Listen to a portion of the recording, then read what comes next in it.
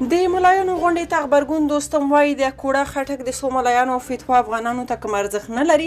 دا چې نورې څه ویلي جزئیات همدلته وګورئ او چینل سبسکرایب کړئ. د ملي جنبش ګوند مشر عبدالرشید دوستم په کابل کې د طالبانو له لوري د ملایانو پیل شوي لوی غونډې ته غبرګون ښودلی.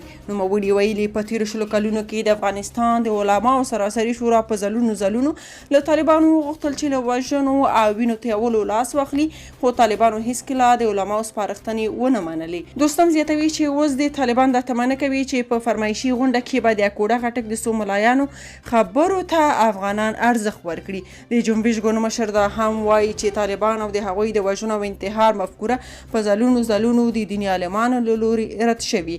دوستم باور لري چې طالبان یو قاچاقبره ډله او د سیمه ییزو استخباراتو نیابتي لښکر دی چې دیني عالمانو سره هیڅ تړاو نه لري.